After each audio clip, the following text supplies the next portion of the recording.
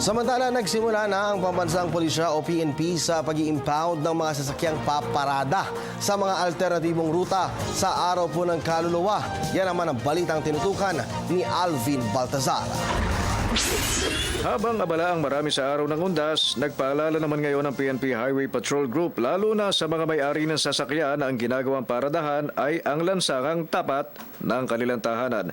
Mismong Nobyembre 1 kasi, ng HPG ang paglilinis sa 12 mga kaling alternate route ng EDSA kaya ang mga sasakyang makikitang nakaparada rito babatakin para ma-impound sa MMDA impounding area sa Ultra sa lungsod ng Pasig. Ayon kay PNP HPG Director Chief Superintendent Arnold Gunakaw, mahigpit ang kanilang gagawing implementasyon na gawing no parking zone ang 12 alternatibong ruta sa pagsasabing walang padri-padrino sa kanilang pagpapatupad ng batas. Noong Friday, mayroon dyan na nahuli na pumasok sa one-way.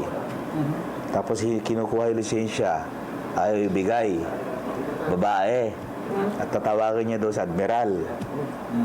Sabi ko, basta may violation, kunin niyo yung ticket. Sabihin niyo doon sa na pagka ayaw ibigay yung ticket, pwede natin sila arestuhin. Mahigpit ding bilin ni Gunakaw sa kanyang mga tauhan.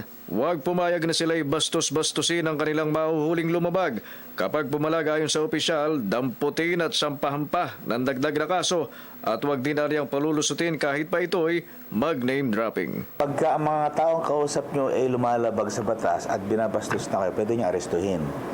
Ngayon, kung pwede namang iwasan ninyo. Pero pagka talagang abusado na, nagva-violate na ng batas, kaya arestuhin. Pagtiyak ni Gunakaw, no let up ang kanilang pag-iimplementa ng naturang panuntunan mula Lunes hanggang Linggo, alas 6 ng umaga hanggang alas 9 ng gabi.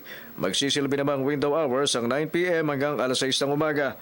May sinimula na anya silang kaling inalisa ng mga nakabataan na papatagos ng EDSA gaya ng San Roque at Barangay Socorro sa Quezon City. Para sa Telebisyon ng Bayan, Alvin Baltazar.